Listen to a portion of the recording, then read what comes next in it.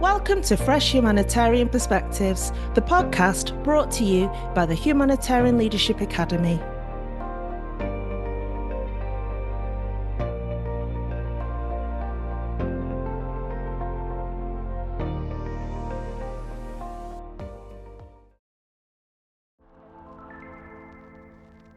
Have you ever been curious about the use of blockchain and cryptocurrency in humanitarian work but been too afraid to ask?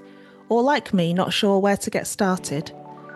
While we've been deep diving into the use of artificial intelligence in the humanitarian sector over the past year, in today's conversation, we're shifting our focus to adjacent technologies in the humanitarian tech space, blockchain and crypto, and how these pieces potentially fit into the broader question of what the future of humanitarian work and meaningful support to crisis-affected communities could look like.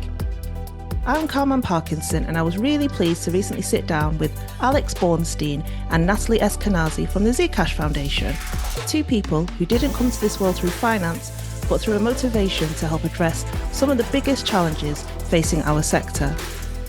And while this is a conversation framed around technology, and they demystify some of the key concepts for me, it's actually more about the implications for our work and the communities we serve. We cover a lot of ground, from how blockchain works, to stable coins, treasury management, through to localization. And through this, Alex and Natalie build a compelling case that this technology is ultimately about dignity, privacy, and protection. Hi, Alex and Nat. Welcome to the podcast. It's great to have you here. Thank you very much for taking the time to join us. And I'm really looking forward to hearing more about your work. So to get started, let's begin with some introductions. Alex, could you tell us about yourself, your background, and your professional journey to where you are now? Yeah, thank you so much for having us here today. So my name's Alex Bornstein. I'm the executive director at the Zcash Foundation. And my path to blockchain and financial privacy runs through some pretty unlikely places. A decade at the International Rescue Committee, leading supply chain operations across 46 countries. Before that, logistics for a large urban and rural fire district. And then after IRC, running operations for a statewide food bank. And then an international youth development nonprofit. And so I came to crypto blockchain like through the back door. And I think that's like kind of the point. That's like actually the point here. What drove like every single one of these jobs was the same question, like how do you actually get resources to people who need them when the systems around you are broken or even actively working against you? And that question followed me everywhere. So when I landed at Zcash Foundation in 2021, it hit me that I found like a different angle on the same problem, because how money moves and who controls it and who can see it and who gets left out of it entirely is an infrastructure problem. And it's one the humanitarian sector has been working around for decades without actually, fully solving.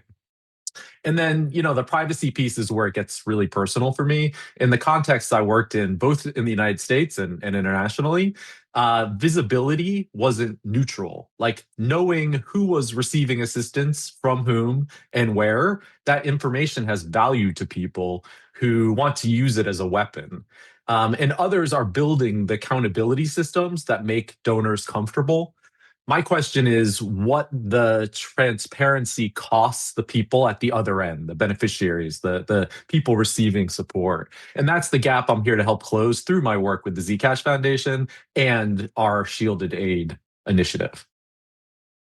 Thank you, Alex. What an interesting journey. I think a lot of people outside of this space might perceive your world within the humanitarian system and where you are now as very different and very, a different language almost. So it was interesting that you said that actually you're looking at the same infrastructure challenges. And I'm really keen to hear more from you throughout this conversation on that. So let's turn to you, Nat. Let's hear from you. What's your background and your path into where you are now? Sure. I'm Natalie Eskinazi. I'm an engineer at the Zcash Foundation. Been here for about 3 years now. So I actually worked in a completely different field before this. I worked in the arts for about 5 years, working as a theatre producer. And I loved it. But there was a point where I was very unemployed for about a year.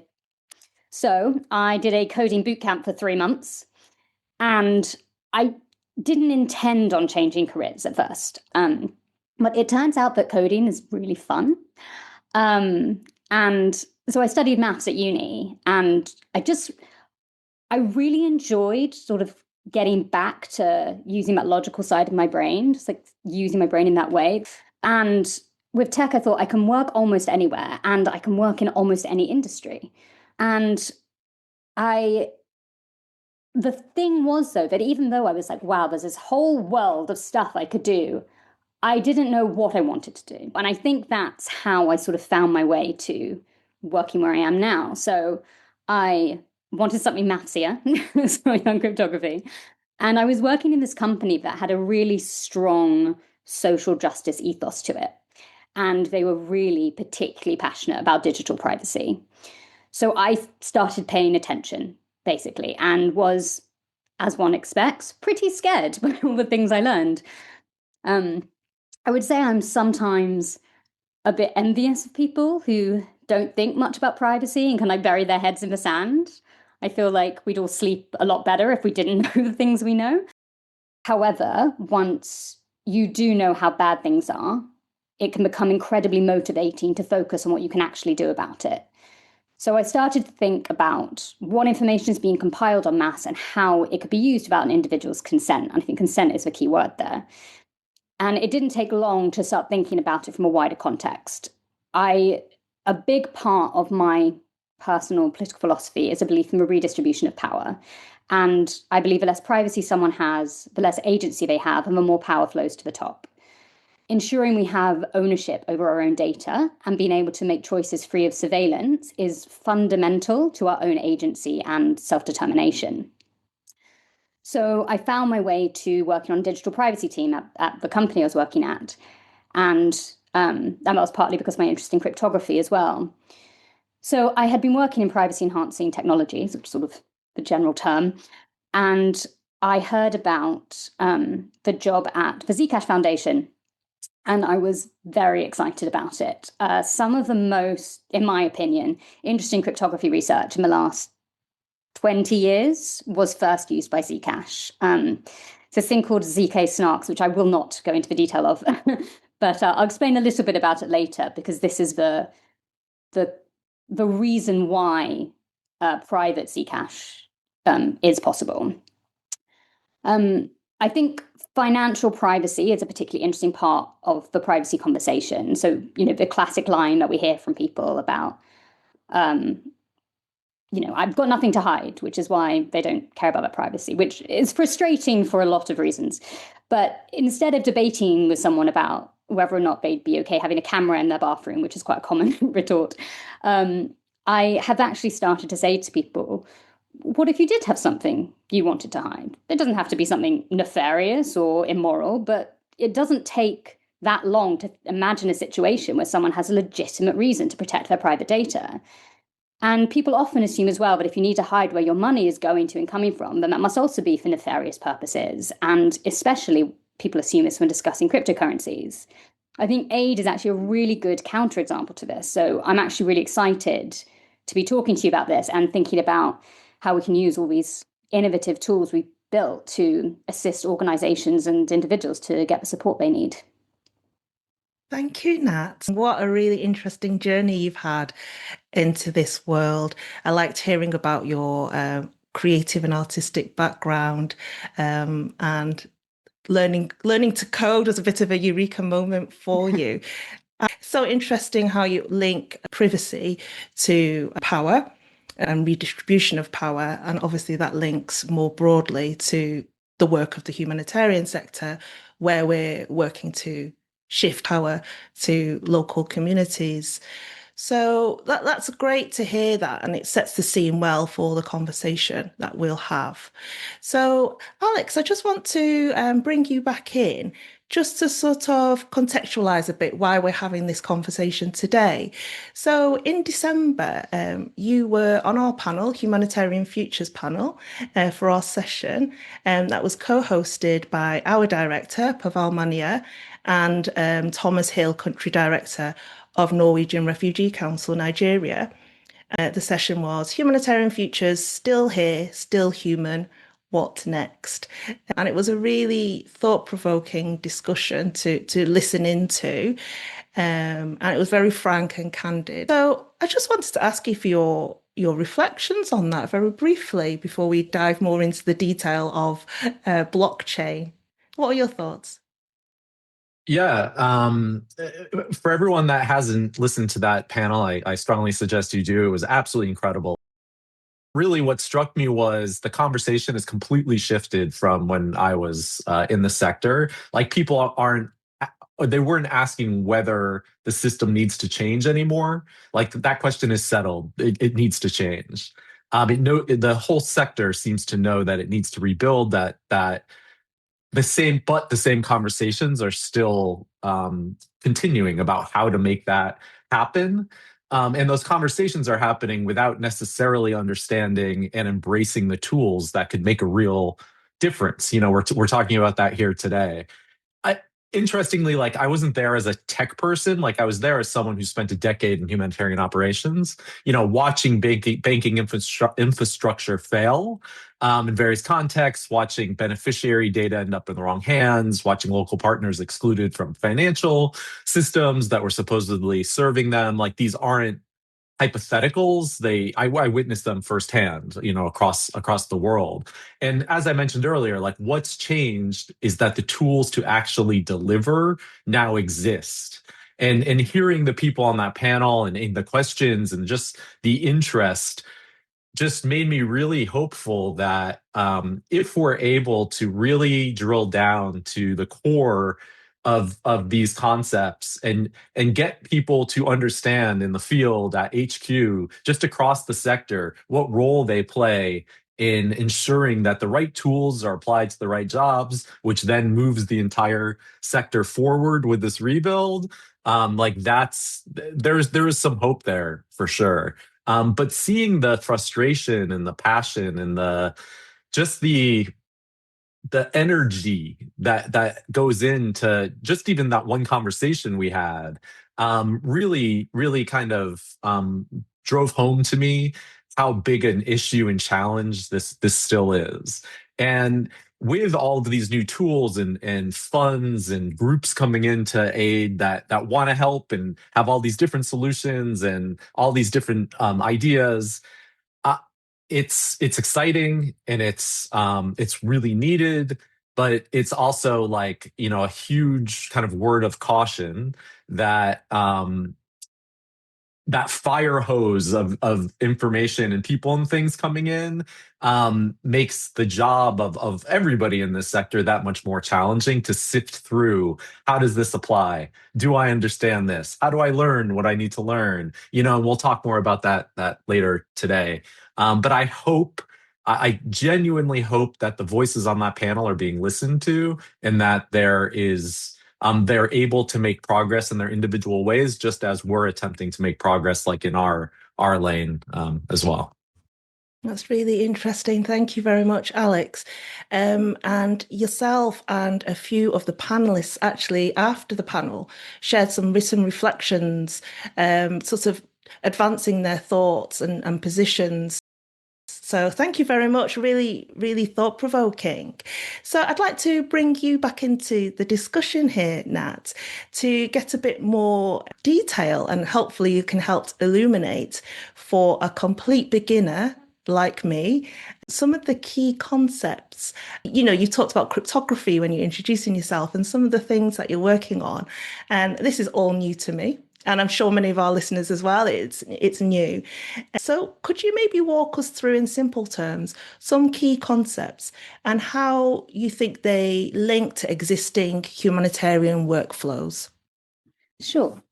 So I think that I will try and not get too technical and just explain the high level concepts. And if I am saying anything a bit jargony, I will try and at least explain what it means. So let's start with blockchain, which I think is a term most people have heard of. What is it? So simply, it's a digital ledger which is a list of structured information often used to record payments. So we all know what a ledger is, where you've just imagined a book and you've written from A to B, and this is the amount. When we talk about ledger, it's the same concept. And one of the main properties of blockchain is that it is easily distributed, which means that it exists on lots of different computers rather than just in one place, which owns the source of truth of the state of the ledger. So it securely records transactions across a network of computers, which ensures that all participants have access to the same information. So this creates what we call a shared source of truth, because every transaction is permanently recorded and cannot be altered without consensus, and I will explain what I mean by that later, from the network, which is essential for trust and transparency. So the way it works is that blockchain is quite literally a chain of blocks. Each new block contains transaction data and is linked to the block before it using a unique digital fingerprint. If anyone tries to secretly change the data in an old block, even in the smallest way, then the fingerprint changes and the link with the next block is broken. So that's how we get this property of it being tamper-proof. So consensus. Let me explain what consensus means. So this refers to how this network of computers can agree on the correct version of the blockchain. There are lots of different methods of achieving consensus. Most well known is proof of work, which is what Zcash uses, and Bitcoin. It's pretty clever. You've probably heard of mining crypto, which, put simply, we have all these different computers competing to solve a mathematical problem that does the work of generating a new digital fingerprint for a block to put all the new transactions into. And when a computer solves the problem, it proposes the new block. The network of other computers verifies that the block is valid, and if enough of the other computers agree, the block is added to the chain. And that computer that solved the problem first, it's like, well done, thank you very much, here, have some crypto as a reward. And that's what we call mining. And a feature of proof of work is that it deliberately makes mining slow. And this slowness is a feature, not a bug. It gives the entire network time to see the new block and agree that it's valid before starting to work on the next one. Because if you're trying to gather all these new transactions together into a new block, but we haven't agreed that the earlier block is valid, then things will get out of sync. So if mining were instant, then different parts of the network would be working on different versions. And so that's proof of work. So all these mechanisms solve the same problem, which is ultimately, how do you get a distributed network of independent entities to agree on what's true without needing a central authority? And depending on what the different blockchains' goal is, they will choose different trade-offs between speed, security, decentralization. So decentralization is another word that will come up a lot. And I want to be really clear that nothing is ever completely decentralized. The core idea of blockchain technology is that control is spread out across a network rather than being concentrated in a single entity, like, for example, a bank headquarters. So it's a core value of cryptocurrencies because without it, they would just be centralized databases. The whole point is to remove the need to trust a single authority. You're choosing between, do you trust the bank or do you trust this network of independent verifiers? Zcash uses decentralization, not just for security, like Bitcoin, but also, crucially, for privacy. Since no single entity controls the network, no one can force you to reveal transaction details, and they can't freeze your funds. The network itself enforces the privacy rules. This is vital for aid work. In a centralized system, one government or company controls the money flow, but with decentralized cryptocurrency, money can move across borders without intermediaries tracking it or freezing it, which is, of course, valuable. But with all these positives, the main trade-off is speed. Decentralized systems are slower and less efficient. A bank can process a transaction instantly because one entity is making that decision. But with a blockchain, thousands of computers must verify and achieve consensus, which takes time. So that slowness is the price we pay for not needing to trust a single authority. I I mentioned that I was going to explain the difference between Zcash and Bitcoin. The thing that makes Zcash special is the option of what we call shielded or private transactions. Most people, I find, assume Bitcoin is private or anonymous because the address is not connected to a particular individual. But if you look at the public Bitcoin ledger, which anyone can do, the data you can see includes the sender's address, their balance, the amount sent, and the recipient's address. You can trace every transaction to and from that address. In theory, no one knows who these addresses belong to, but in practice, you can infer a lot of information from this data and even potentially de-anonymize individuals. In Zcash, we also have the concept of a public or what we call transparent transaction. But if you want privacy, you can use a shielded address.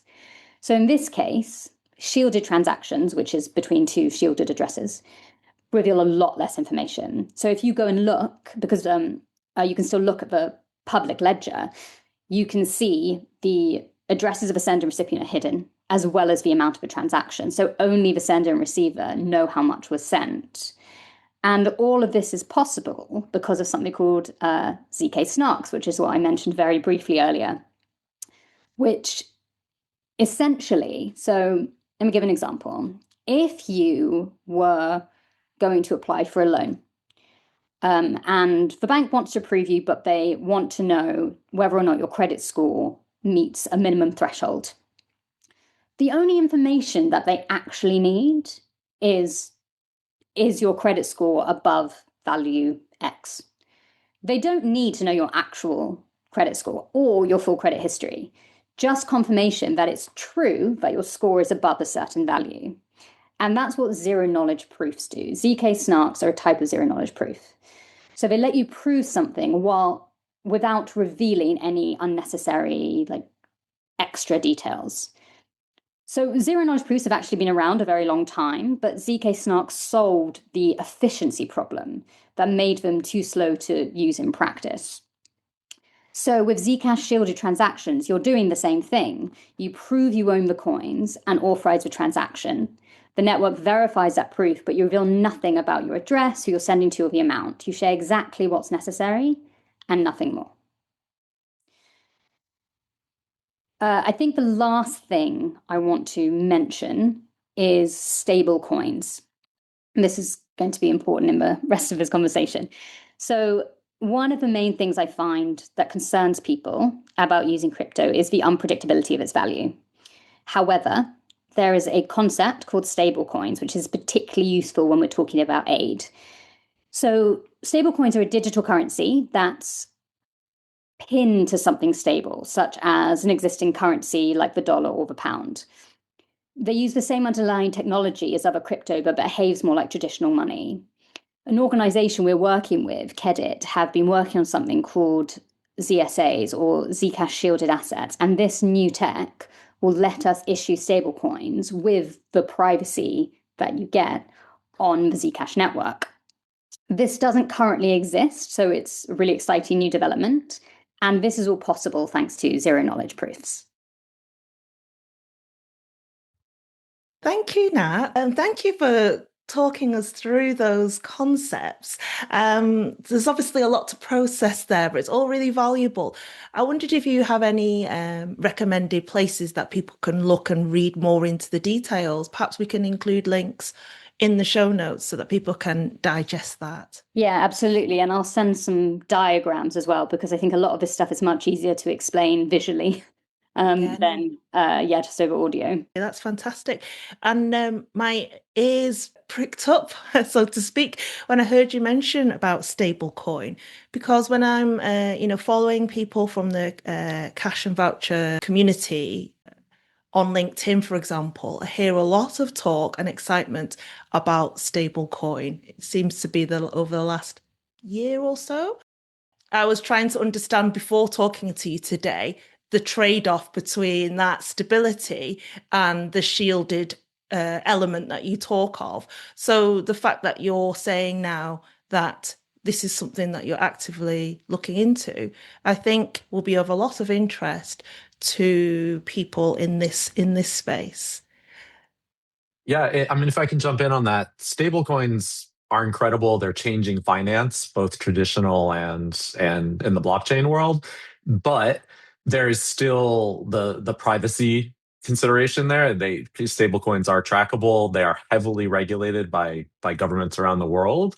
And so, it really does need like our Zcash zero knowledge proof touch to really get the most out of them. So you still get the stability of the stable coin pegged to euros or United States dollars or any currency, while at the same time getting that privacy. But the implications for not just cash transfer, but just treasury management overall for individuals, corporations, and in the aid world is absolutely massive. Like I don't think there's a faster growing sector of blockchain than the stablecoin sector. But again, the trade-off, as you mentioned, is lack of privacy, just as there is in many blockchain solutions overall.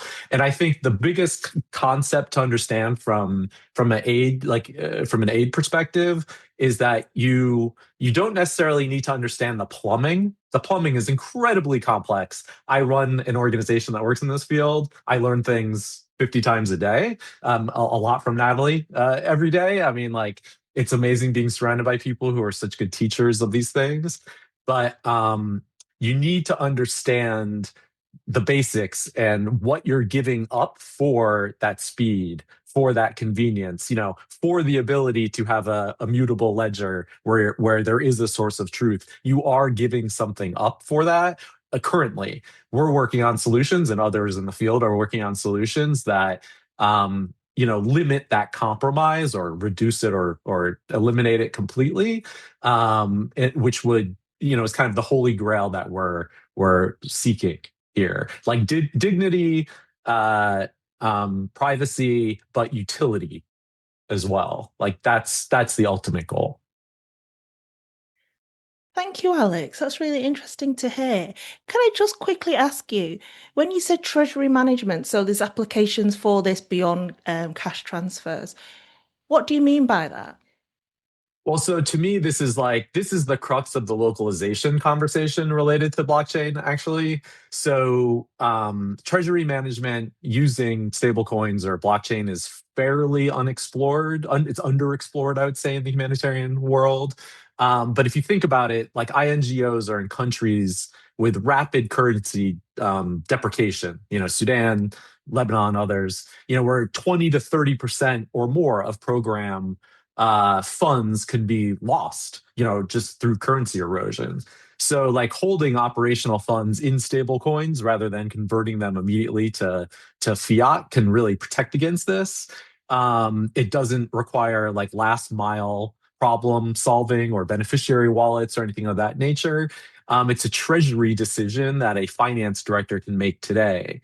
And it really shifts power to local actors, because like treasury management is really it, it, without treasury management, you can't truly be independent. You can't truly make independent decisions. And I think a lot of this technology, with stablecoins being at the top of that, really allow for treasury management conversations at all different levels of the like aid chain. And they really should start at the local level.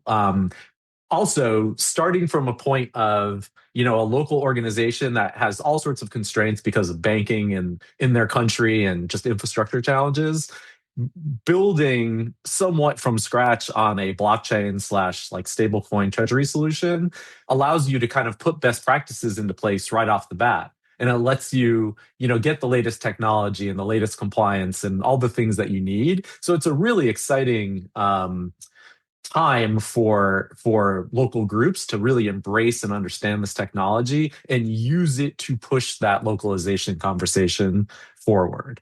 To me, it's extremely powerful in that conversation. Yep. Thanks very much for that, Alex. I just wanted to ask a quick follow-up question. You mentioned last mile, and I'm thinking that you mean this maybe in terms of actually getting the cash to the community, that last stage of the process, but I just wanted to check my understanding and clarify that with you. Yeah, I mean, last mile can mean quite a few things in this when we're talking about these things. But in this context, what I mean is when you have a stable coin, for instance, like a USDC, and it exists in a wallet, there are certainly you can use that USDC in its current form, but in most cases you'll want to convert it to fiat, to whatever local currency that you want to use it in. And in that is one area where there's still a lot of innovation that needs to occur. There's still a lot of work that needs to happen there. And so off ramps into kind of day-to-day use currency can be a challenge. So that's generally what we mean when we say last mile challenges or problems. It's converting that USDC or other stablecoin or other crypto into something that's usable in that city, in that village, in that area. That's interesting. That's something I've wondered. How does it actually happen? How does that person actually get their hands on this? So thank you for explaining that. So just to build on what we've been talking about, Alex, could you walk us through some examples, top level, of how these technologies are being used currently, and the challenges that they're aiming to solve?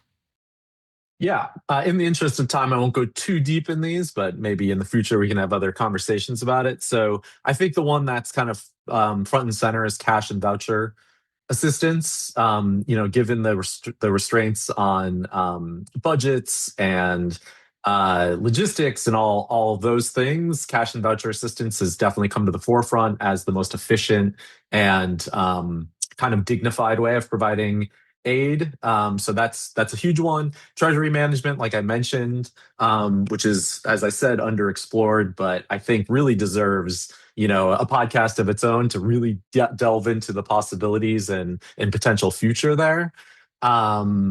Localization is definitely a concern where how money flows from donors all the way down to implementation.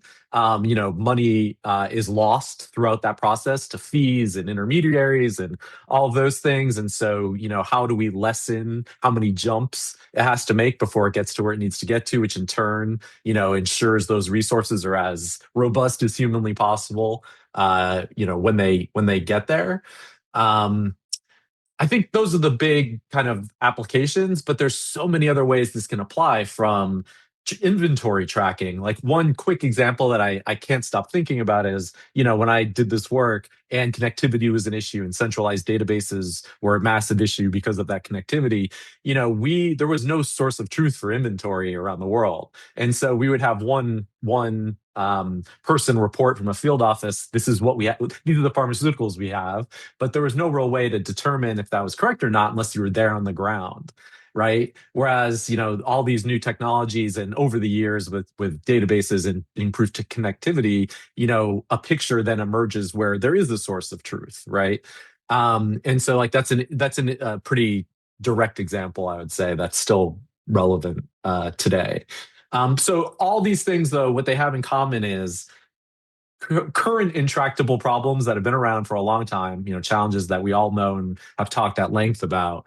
And then looking at all the different potential blockchain solutions and then how do they specifically apply and do they apply? Because that's another part of this that we don't discuss very often is the first question really should be, is there a blockchain solution for this? No or yes? If it's yes, great, there's a whole path to go down. Frequently, the answer is going to be there's possibly a better solution here. And I can tell you in so many of the conversations I've had with NGOs, and I ask them, how did you get to the point of doing this pilot, or what made you make this decision? It's just like, hey, it fell into our lap, or it was an opportunity that came to us, as opposed to we had a problem and we looked at the solutions and we thought this was a viable solution. So I think there does need to be a shift there a bit, where this is exciting stuff. It feels like we can solve all these different problems. And I think both Natalie and I and most of us in our sector believe that's true, but it's not universally true. And so just making sure we're applying these things in the right way will help with frustration. It'll help focus. It'll help treasuries. There's a lot to be gained by looking at these solutions with a critical eye and making that right decision right off the bat. But yeah, there's a lot of benefit here, and there are so many challenges that should at least have a look at blockchain first, and then make that decision. Yeah, because I think as well that, blockchain isn't going to be the answer to everything. Like, there was definitely a point where every single new project that came out, you put blockchain in it and then you'll get funding. And I just sometimes look at it and I'm like, why do you need the blockchain exactly? But I think that almost because of that, it became sort of a fad, a buzzword, that actually the real value of it was almost lost. And I think that I'm hoping that it's been around for long enough that people have calmed down a bit by, oh, let's use blockchain for everything, and now we can maybe think a bit more objectively. Does it make sense in this context? It's so interesting to hear you both say that, because when I've talked to people about blockchain, I've said, oh, I'm recording a podcast on blockchain. They say, oh, that was like a big thing a few years ago. That was like the big trend. And then kind of roll their eyes, honestly, like roll their eyes a little bit, as in, and it was interesting that you say that people put it in, because I think maybe this is for our proposal that it might attract donors, perhaps.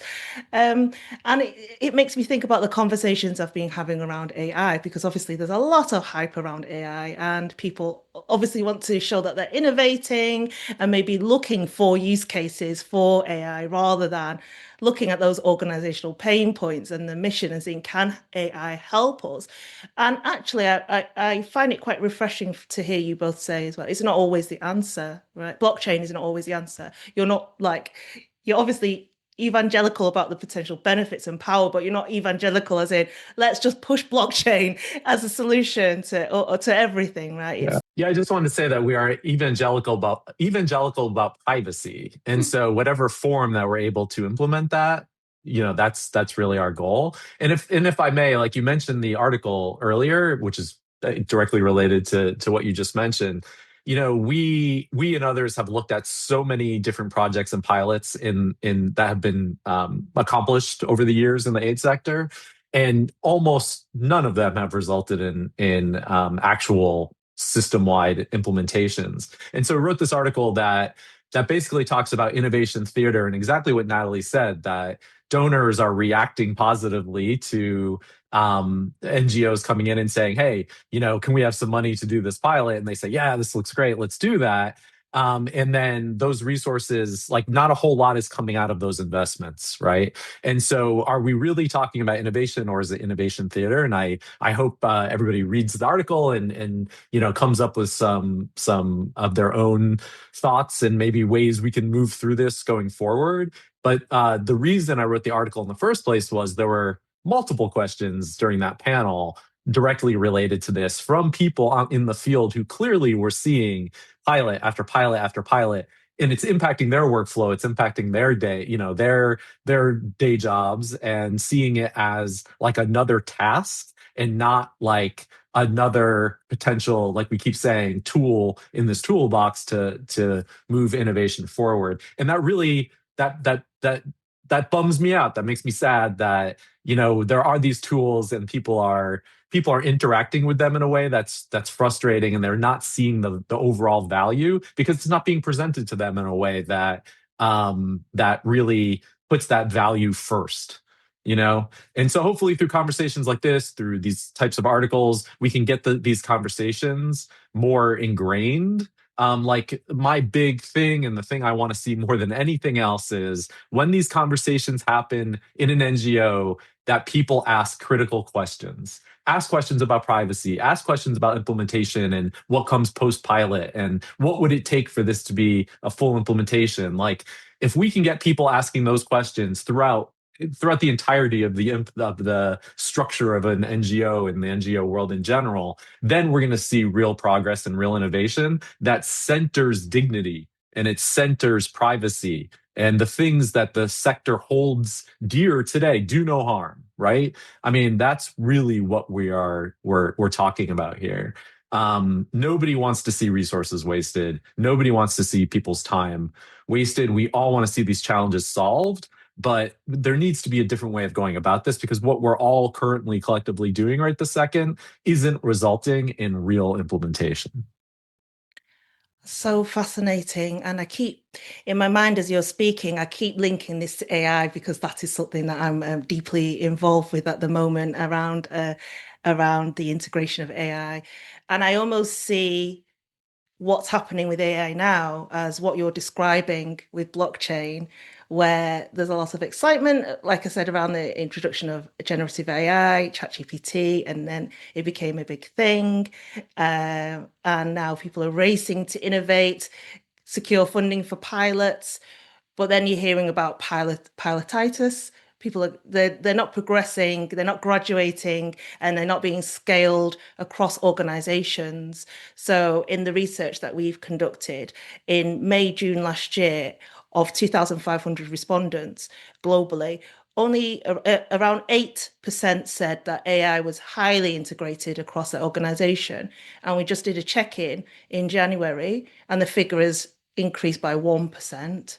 So most are still in the experimentation and trialing phases. So we're not reaching increased levels of maturity and organizational wide adoption. So I almost feel like the blockchain community, INGOs and other organizations, UN agencies, we should be talking to each other and looking at lessons learned, really. So I think that's really, the scaling problem that we see in the aid sector with pilots. It's almost like a scaling problem with each individual's knowledge. And then what do we expect each other to understand and know? Like, how do we change our expectations now for knowledge and productivity and all these things when we have all these blockchain tools and we have AI tools and all these things that are supposed to make your life easier, more efficient, more knowledgeable. At the end of the day, it's adding a lot of work to your current work, and that's a huge challenge as well. So I think you really need to come up with your own strategy for how to approach this knowledge, gaining this knowledge, and then how do you share it with others in appropriate ways. Yeah, that's so true. I mean, I think it's not an exaggeration to say that this humanitarian sector is in crisis, and people are showing up and doing their best to get through the day. So to actually then have that bandwidth to think, how are we going to approach these new technologies and tools, and how does that impact on my work today or tomorrow? So I wanted to bring you back into the conversation, Nat. How important do you think it is for people, humanitarians, who may not interface directly with these technologies, but how important do you think it is to get a handle on what it is, what blockchain is, what crypto is? What's your take on that? I think that what's important to understand is what they give you, what the properties of these are, the what it can provide you with, rather than knowing exactly how it works. And I mean, this is true with anything, but you end up having to trust the people who are telling you this is how it works and it does achieve these things, it does give you these properties. And there's always going to be an element of that, unless you're going to end up learning all this stuff yourself. I'm going to trust a doctor if they tell me something. I'm not going to study, get a medical degree. There's always going to be an element of trust, and it's about who you're trusting. And I think that when it comes to, kind of like what we said before about things being buzzwords, people like being excited about stuff. So someone's saying to you, oh, we should use this because it's exciting. Understanding someone's motivation, why they're suggesting a particular tool or option. And so that when they say to you, I think this is useful because X, Y, and Z, you can trust their intentions. I think that is challenging. That's always going to be challenging. But I think that's sort of advantages of when you actively work with people for a long period of time, and you trust the people they trust. I think all these things are, we talk about trust networks and trying to have blockchain being trustless or low trust, but there's always going to be an element of it, no matter what.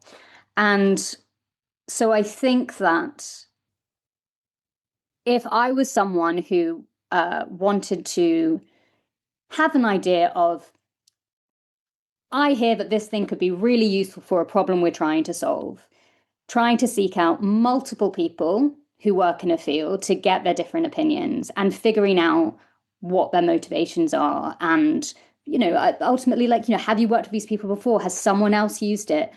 Why was that considered helpful? What were the trade-offs? What are the problems? So I think there's a lot of value that can come out of any new technology. Any new ideas that people have should always be explored. But I think it's always so important not to jump on to get swept up in fads, or to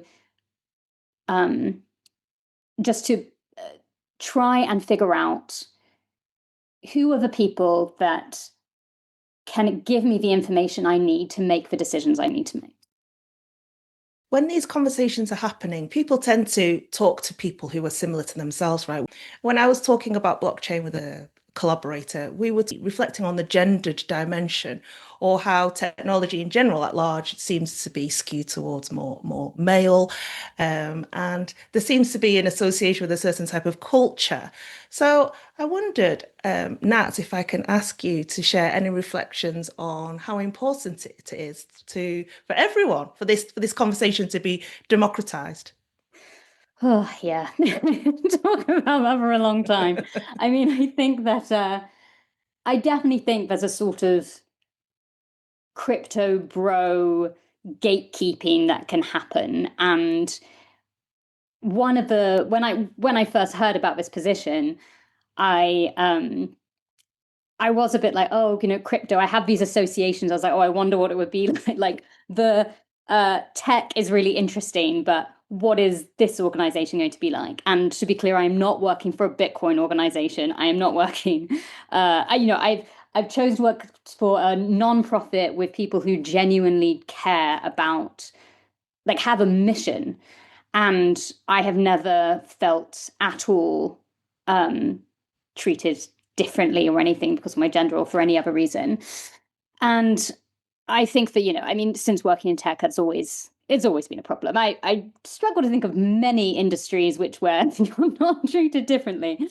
But yeah, I think that I would say things have gotten better, but again, it's all relative. But I do think that in Zcash, in this ecosystem of all the different organizations, because it is a privacy coin, it does have a different angle to it. I find people come to it for slightly different reasons than they would work on other cryptocurrencies. I actually, and I know this is silly, but when I talk to people and I'm like, oh, what do you do? And I tell them I'm an engineer, and when I tell them I work in crypto, I always feel like I need to sort of caveat it a bit and be like, I work for a privacy coin. I do not work with crypto bros. I would not work with crypto bros. So, yeah, it's definitely a problem. It's an ongoing problem. But I think that with anywhere, you find the people you like to work with, the environment you're comfortable with. And I do not feel that I have experienced anything differently to any of my other colleagues based on gender or anything else. That's not me just being like, Zcash Foundation is amazing, although it is. Thanks very much, Nat. Alex, did you want to share any reflections on that? I'll just kind of reinforce what Natalie said, which is I think we are in a unique corner of the crypto ecosystem, and like myself, I came to this world as a nonprofit person first, and then a crypto person second. Like I saw that this could solve some problems that I had witnessed for many years, and that's what drew me to this. So I'm again like exactly like Natalie said. I'm really proud of our team. I'm really proud of our little corner, and I think it reflects. I think it really kind of helps us understand the NGO world, and helps us really have some meaningful conversations there, because we're just coming at this from a different perspective. Like we're trying to do is solve challenges, and if we're able to do that through the technology that we've created and that we kind of espouse, then that's great. And if something else is a better solution, we'll let you know that as well, and we'll do what we can to help implement that. Like we want to see progress and some forward movement on these huge issues in the NGO world, and we think we can be helpful. And at the end of the day, we all deeply care about privacy, and that's one thing that certainly is like the big uniter between all of us. Thanks very much, Alex. And keeping that sort of forward-looking lens and aspirations, I wanted to ask what your vision is for how this technology can evolve within the humanitarian sector, and what your aspirations are. I think ultimately, in the grand scheme of things, these are young technologies, and we're still figuring out how far it can go and what it can be useful for. And I hope that people can get away from thinking that crypto is just for crypto bros or to make money trading Bitcoin. I think in the wider Zcash community, we mostly just share an understanding of the importance of financial privacy, and we like solving hard problems. I think the vital next step is how we ensure we're solving the problems that need to be solved. And I think that when we have a good, connection with the people who are going to practically be using these tools, that is when we will see real value and make sure that we're building the right thing. Yeah, I think that's where we are headed, and I'm excited to see what comes next. Yeah, that was awesome, Natalie. I couldn't agree more. Kind of two perspectives on future here. One, I think it's so imperative that program staff can evaluate like a crypto-based CVA proposal critically. We need finance staff who can understand stablecoin treasury management. We need protection staff who can assess data exposure risk. Like that's future value. That's how these careers need to start to evolve. Like the ones who can't engage will be increasingly dependent on technical advisors whose interests may not align with theirs. Exactly what Natalie was saying earlier about that kind of that trust. Like you need your knowledge first so you can determine who to trust.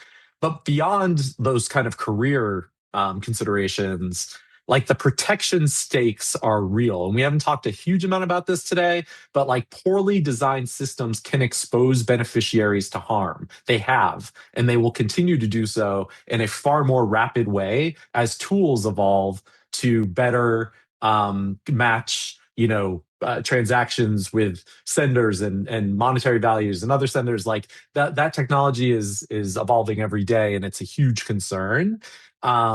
So you cannot like honor a commitment to do no harm in relation to technologies you don't understand. And so like that's one huge call to action. So I think the overall vision is like a humanitarian sector where financial infrastructure is no longer a barrier to local leadership, like where whether a community organization can receive funds, protect its beneficiaries, and operate with real autonomy isn't determined by whether like a correspondent bank in London decides they're worth the compliance risk, right? Like the tools to deliver on 20 years of localization promises now exist. We don't have to wait for the international finance system to reform itself. And then like kind of lastly, like the technology is the easy part. Okay.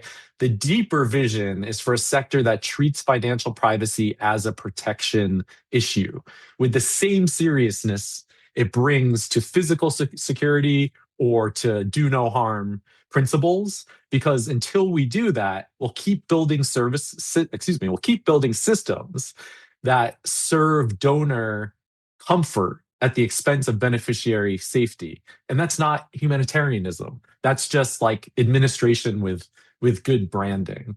So there's a lot of work to do, but again, like these conversations, the conversations you all facilitate, like more, and get people to understand the role they play and the kind of dark future we're walking into that requires action today.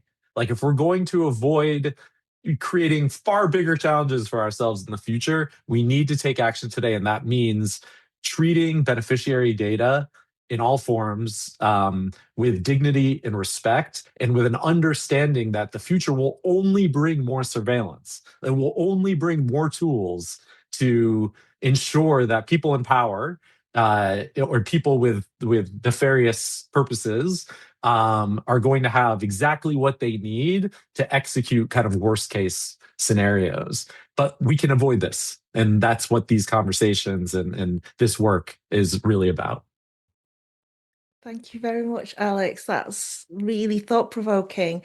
I think both of you have made a very sort of clear and compelling argument for the fact that this is all about privacy, protection, and linking to the principle of do no harm. And that probably sometimes gets lost when people first hear about just these work blockchain or whatever. And they're looking at hearing these concepts thinking they're up here or quite removed, whereas actually you're sort of linking it to that really fundamental reason and rationale for our work. So thank you very much for articulating that really clearly. Just before we wrap up, is there a short closing message you'd like to share with our listeners? Yeah, sure. So in closing, I mean, I would say whatever your role, whatever your context, if you work in or around humanitarian response, this conversation is yours to be a part of, not because you need to become a blockchain expert, but because the decisions being made right now will affect the people we're all here to serve. Get curious, ask the protection questions early, make sure program and protection perspectives are in the room. This technology is going to keep moving forward with or without us. The question is whether the people it's supposed to help have advocates who understand it well enough to make sure it actually does. Thank you, Alex. How about you, Natalie? I think I want to say that don't write off cryptocurrency based on things that you've heard. This technology is still evolving, and I think that don't also feel like you need to understand everything. It's completely fine if you don't, but figure out the people that you trust, that are informed, and ask the questions that you want to ask. I think that privacy is not someone else's problem. It's something that we all need to think about. And if you want to learn more, we'll add some links in the show notes. And, with Zcash, we have a community forum. If you want to get involved and ask questions, please do sign up. Send us any questions that you have or get involved if you want to learn more. Brilliant. Thank you so much, both. Well, from this conversation, I've already learned a lot more. And I definitely feel like you've demystified a lot of the key concepts for me and the relevance to humanitarian work, as well as some of its future potential. So, Alex Bornstein and Natalie Eskinazi, thanks very much for joining us for today's episode of Fresh Humanitarian Perspectives from the Humanitarian Leadership Academy.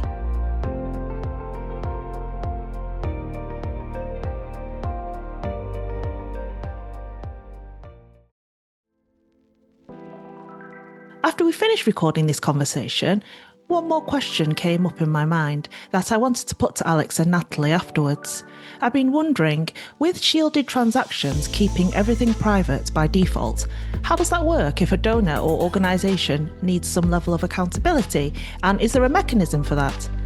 Alex explained over email that this is exactly what viewing keys are for. It's essentially a read-only password which lets you actively choose to share your transaction history with someone, whether that's for a tax audit, business partner, or donor transparency report, without giving them the ability to touch your funds.